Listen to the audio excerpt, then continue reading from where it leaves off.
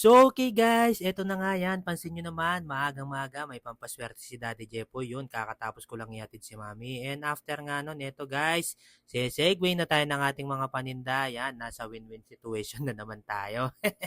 So yan guys, kaya napabili ako ng stock natin kahit meron pa, sabi ko pandagdag lang.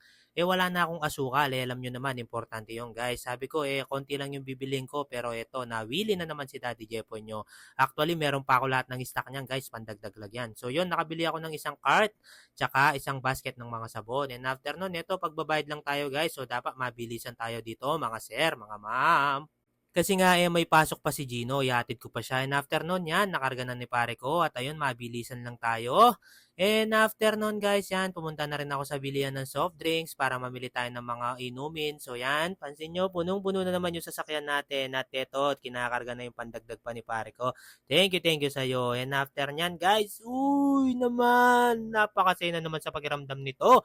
Punong-puno na naman ang ating sasakyan. So ito, punas lang ng pawis at eto guys, pauwi na tayo dito. Mabilisan lang to guys kasi medyo malilate na yung anak ko. I only have 10 minutes. So yan, takbo-takbo lang tayo kasi ayoko ngang nalilate yung anak ko, mga sir, mga ma, para hindi siya masanay.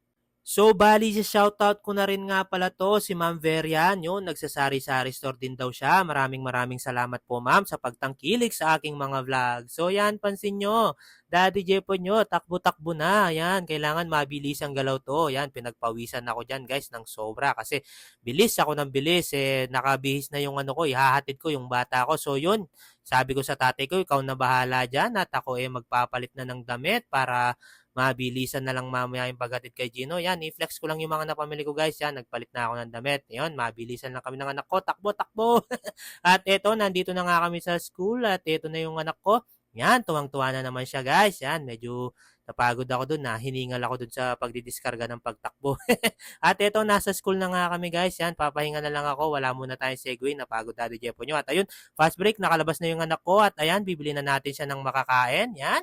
Deserve niya yung reward kasi very good siya, sabi ni teacher. At ito, banding-banding lang kaming magama. Yan, yung favorite niya yan, chicken nuggets. At ito, pansin nyo naman, no? Napakasaya ng anak ko. So, mamaya na lang ulit, guys. Enjoyin lang namin tong pagkain. Yan, nandito na kami sa bahay. Gusto pa yata ng ice cream. Bye-bye!